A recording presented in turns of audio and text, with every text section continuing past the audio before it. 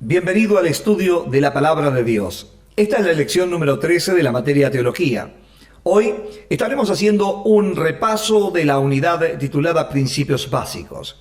Recordamos lo dicho anteriormente, que cada uno de ustedes como futuros predicadores deben tener siempre en cuenta estos principios básicos en sus predicaciones. Por eso vamos a repasarlo. Vamos a tomarnos este tiempo para repasar estos puntos que han sido tan lindos, de tanta edificación para nuestra vida.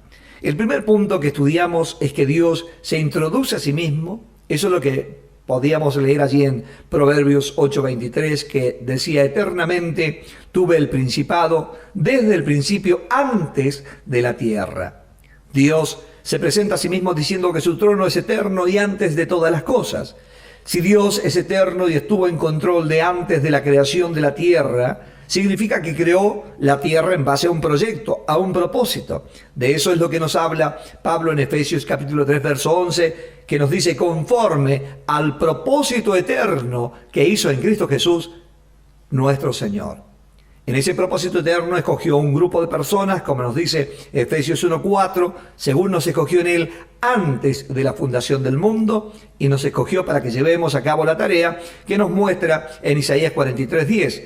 Vosotros sois mis testigos, dice Jehová, mi siervo que yo escogí, para que me conozcáis y que veáis y entendáis que yo mismo soy. Antes de mí no fue formado Dios, ni lo será después de mí. Dios nos escogió para que fuésemos testigos de Él. Pero para ser testigos, Él nos dice que primero tenemos que conocerle, creer y entender que antes de Él no fue formado otro Dios, ni lo será después de Él. Ya vimos que a sus testigos los escogió antes de la fundación del mundo. Y nos dice el cómo nos llama. Leamos en Isaías 45:5. Yo soy Jehová y ninguno más hay, no hay Dios fuera de mí. Yo te ceñiré aunque tú no me conociste. Dios dice que Él nos ceñirá, nos apretará antes que nosotros le conozcamos.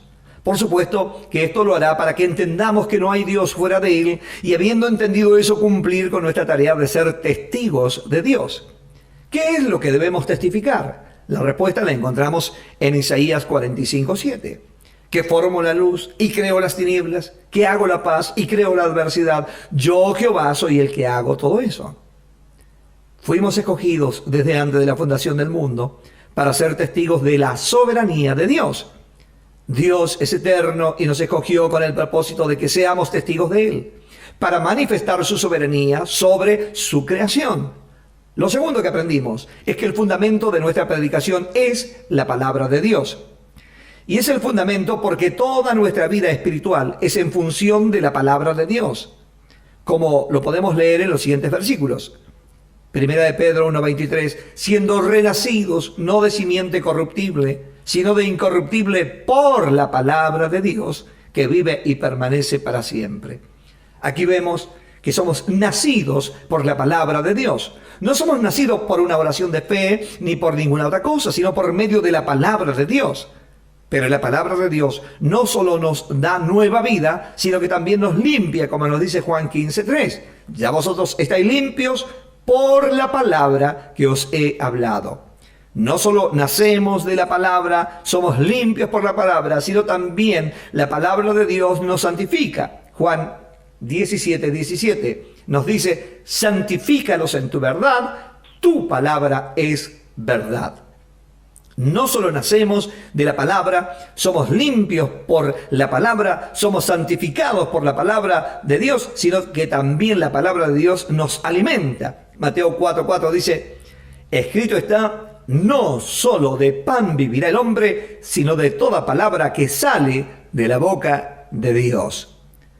Como por la palabra de Dios nacemos, somos limpiados, santificados y nos alimenta, debemos hacer lo que nos dice Pedro en Primera de Pedro 2:2. Desead como niños recién nacidos la leche espiritual no adulterada. Debemos desear esa leche espiritual no adulterada, que es la palabra de Dios, y debemos hacerlo por lo que dice en la segunda parte de este versículo: para que por ella crezcáis para salvación. No podremos desarrollarnos, no podremos crecer sin consumir permanentemente esta palabra. Y el cuidado que debemos tener es que no esté adulterada. Jesús nos dijo que podemos confiar en su palabra, porque nos dice en Mateo 24:35, el cielo y la tierra pasarán, pero mis palabras no pasarán. Entonces, así ratificamos que el segundo principio básico de la teología es la palabra de Dios. El primero, su soberanía. El segundo es la palabra de Dios. El tercer principio básico que estudiamos es el contenido de esa palabra. Sabemos que la palabra de Dios es tan completa que abarca muchísimos tópicos.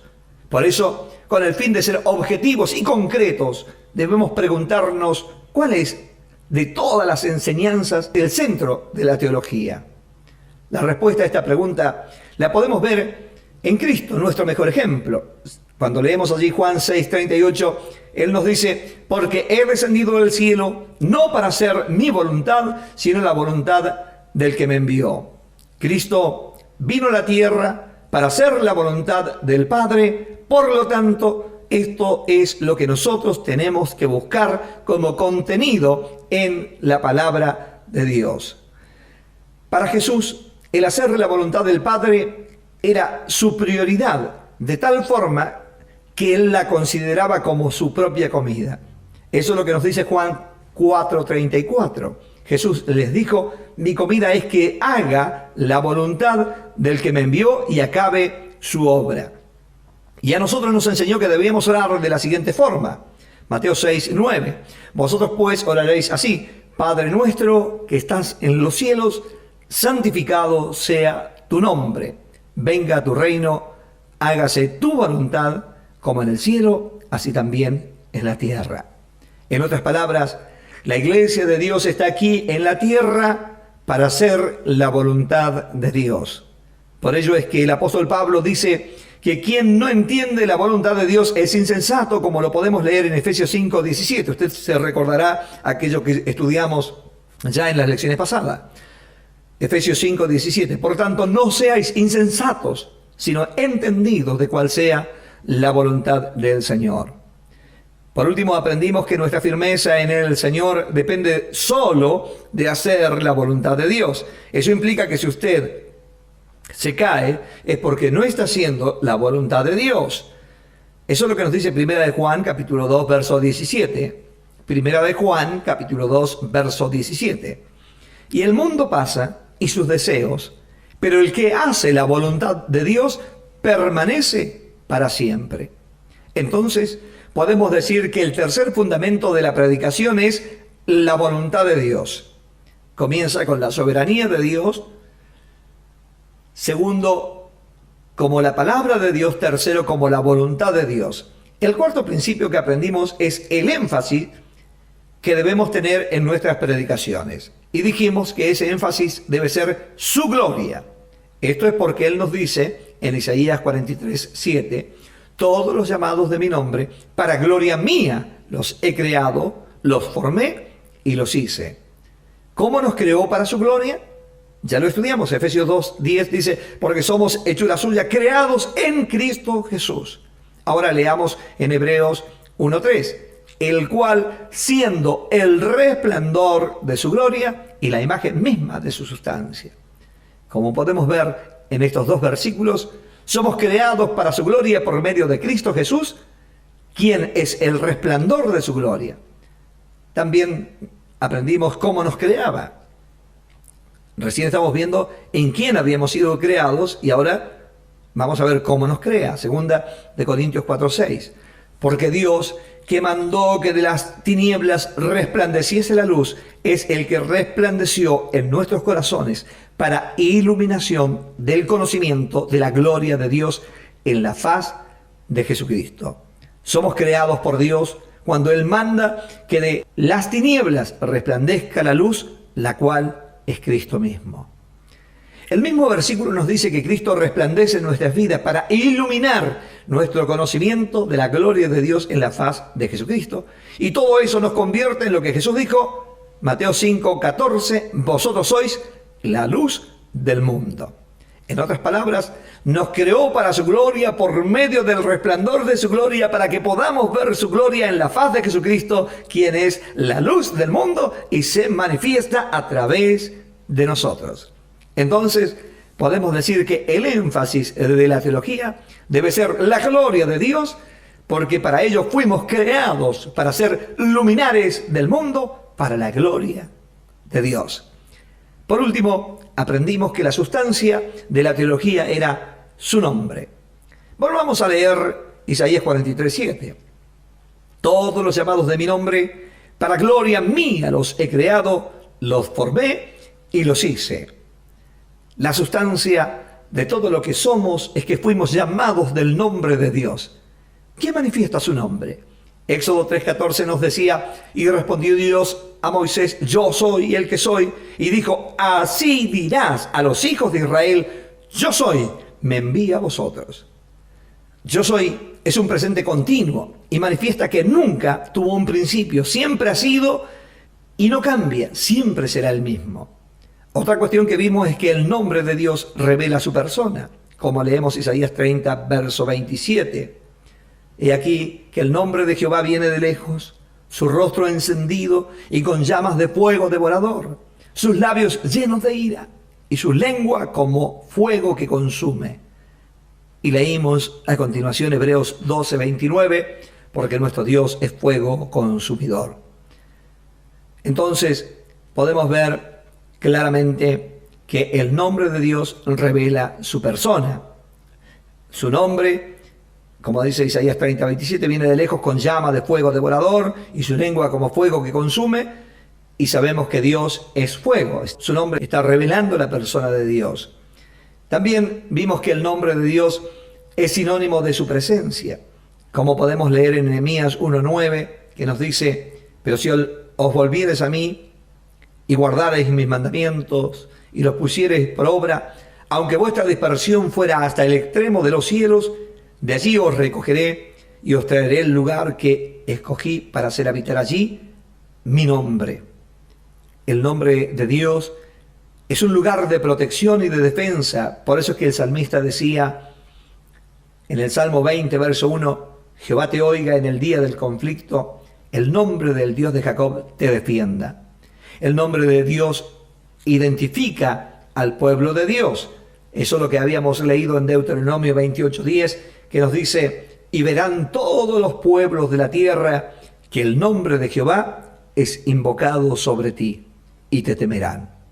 Por ello es que Dios nos dice en Salmo 29:2, dad a Jehová la gloria debida a su nombre, adorad a Jehová en la hermosura de la santidad. Dios nos advierte que debemos dar la gloria debida a su nombre, porque eso trae aparejado algo muy lindo. Leamos en Malaquías 3:16. Entonces los que temían a Jehová hablaron cada uno a su compañero, y Jehová escuchó y oyó, y fue escrito el libro de memoria delante de él para los que le temen a Jehová y para los que piensan en su nombre. Dios escucha a quienes piensan en su nombre, a quienes piensan que Él tiene el control y lo ejerce. Por eso Proverbios 3:6 nos dice, reconócelo en todos tus caminos y Él enderezará tus veredas. Por otro lado, aprendimos que Dios salva a los que temen su nombre. Eso lo habíamos leído en Malaquías capítulo 4, verso 2, que nos dice, mas a vosotros, los que teméis mi nombre, nacerá el sol de justicia, y en sus alas traerá salvación, y saldréis y saltaréis como becerros de la manada. También aprendimos que Jesús oró al Padre de la siguiente forma, en Juan 17:11, ya no estoy en el mundo, mas estos están en el mundo, y yo voy a ti. Padre Santo, a los que me has dado, guárdalos en tu nombre, para que sean uno, así como nosotros. De aquí sacamos el ejemplo que nosotros los pastores debemos de seguir. Debemos guardar al pueblo de Dios en el nombre de Él, en su soberanía, en su inmutabilidad, en su eternidad. Jesús también nos enseñó que debemos reunirnos en su nombre, como nos dice en Mateo 18:20, porque donde están 2 o 3 congregados en mi nombre, allí yo estoy en medio de ellos. Como podemos ver, son muchas las razones por las cuales debemos saber que la sustancia de la teología es su nombre. Por ello también debemos de cuidar que el nombre del Señor no sea blasfemado por causa de nosotros, como nos dice Pablo en Romanos 2:24. Porque como está escrito, el nombre de Dios es blasfemado entre los gentiles por causa de vosotros. Por ello también debemos de cuidar que nuestras reuniones cumplan con el propósito de anunciar su nombre, como nos dice Hebreos 2:12, diciendo: anunciaré a mis hermanos tu nombre, en medio de la congregación te alabaré. Por todo ello es que tenemos que hacer nuestras las palabras escritas en Miqueas 4:5. Aunque todos los pueblos anden, cada uno en el nombre de su Dios, nosotros con todo andaremos en el nombre de Jehová nuestro Dios eternamente y para siempre. Si somos llamados del nombre de Dios, no podemos adulterar nuestro llamado defendiendo un nombre que no sea su nombre. Ahora, ya para finalizar, solo una pregunta. Si todo está en el nombre de Dios, ¿cuál es el lugar de Cristo en todo esto?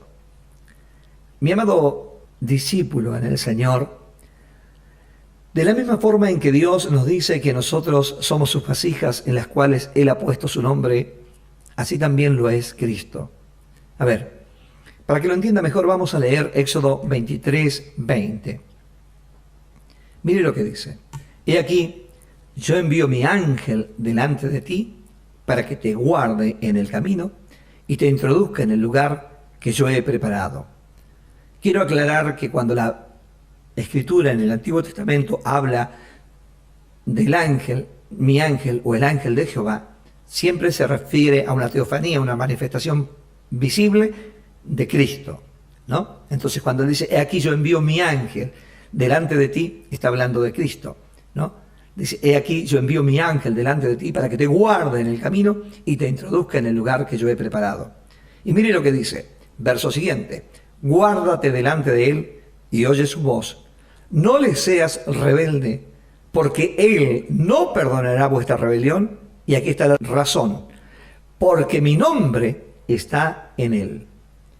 El ángel de Jehová es Cristo mismo, y en él está el nombre de Dios. Por eso es que Pablo nos dice este precioso versículo de Colosenses 1:27, que nos dice a cada uno de nosotros, a quienes Dios quiso dar a conocer las riquezas de la gloria de este misterio entre los gentiles. Cristo en nosotros, la esperanza de gloria. Quien tiene a Cristo, tiene el nombre de Dios en su vida. Quien tiene el nombre de Dios en su vida, tiene a Cristo. Por lo que cuando Dios dice que debemos darle gloria de vida a su nombre, está hablando de honrar a su Hijo, el cual no solo es nuestro Salvador, sino quien nos llama, y nosotros sus ovejas le seguimos. Por ello es que Pablo escribe a Timoteo en primera de Timoteo 1:17, por lo tanto, al Rey de los siglos, inmortal, invisible, al único y sabio Dios, sea honor y gloria por los siglos de los siglos. Amén. 5 principios básicos de la teología. Dios siempre se presenta a sí mismo como el eterno soberano y todo lo que existe es parte de su propósito eterno. Segundo, Dios revela ese plan o ese propósito eterno a través de su palabra. Dentro de su palabra debemos buscar su voluntad. Su voluntad cumple con el propósito de nuestra vida, ya que fuimos creados para su gloria. Su gloria se manifiesta a través de Cristo, en quien está su nombre, el cual nos llama, nos alimenta y nos protege. Qué precioso es lo que hemos estudiado en esta unidad que acabamos de terminar. Lo espero en la próxima lección. Bendiciones.